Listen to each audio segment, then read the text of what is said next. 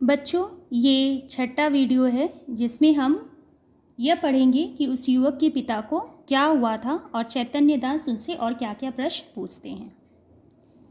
चैतन्य दास, उन्हें क्या बीमारी थी? युवक ने बड़ी सरलता से कहा, मानो वह अपने किसी निजी संबंधी से बात कर रहा हो। बीमारी का किसी को कुछ पता नहीं चला। हरदम ज्वर चढ़ा रहता था, सूख कर कांटा हो गए थे, 3 वर्ष तक खाट पर पड़े रहे। जिसने यह बताया लेकर गए, चित्रकूट, हरिद्वार, प्रयाग सभी स्थानों में लेकर घूमे। वैद्यों ने जो कुछ कहा उसमें कोई कसर नहीं की। इतने में युवक का एक और साथी आ गया और बोला, साहब मुंह देखी बात नहीं, नारायण लड़का दे तो ऐसा दे। इसने रुपए को ठीकरे समझा, घर की सारी पूंजी पिता के दवा दारू में स्वाहा कर दी, थोड़ी सी जमीन तक बेच दी, पर काल बलि के सामने आदमी का क्या बस।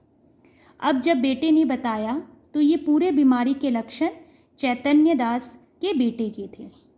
अभी यह युवक अपने पिता की बीमारी का बता ही रहा था तो एक और युवक आके चैतन्य दास से कहता है कि भगवान बेटा दे तो इस युवक की तरह दे जिसने अपने पिता के इलाज के लिए कोई कसर नहीं छोड़ा, जमीन तक बेचा, लेकिन उनकी मृत्यु के आगे यह अपने पिता को नहीं बचा सका।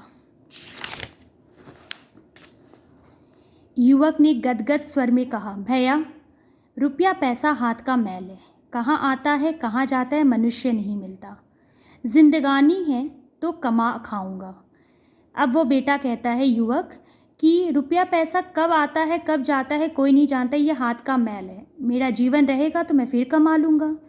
पर मन में यह लालसा तो नहीं रह गई कि हाय, यह नहीं किया, उस वैद्य के पास नहीं गया, नहीं तो शायद बच जाते। हम तो कहते हैं कि कोई हमारा सारा घर द्वार लिखा ले, केवल दादा को एक बोल बुला दे। इसी माया मोह का नाम जिंदगानी है। नहीं तो इसमें क्या रखा है? धन से प्यारी जान, जान से प्यारा ईमान। बाबू साहब, आपसे सच कहता हूँ, अगर दादा के लिए अपने बस की कोई बात उठा रखता तो आज रोते न बनता। इसका मतलब ये है कि युवक कहता है चैतन्य दास से कि सच कह रहा हूँ, अगर कोई ऐसा काम या ऐसी दवाई मैं नहीं इलाज करवाता पिता का जिसके लिए मुझे मन में अफसोस रह जाता, तो मैं पूरी ज़िंदगी खुद को माफ़ नहीं कर पाता। लेकिन आज मेरी आत्मा में ये संतोष है कि मैंने हर वो काम किया जो मुझे डॉक्टर ने कहा।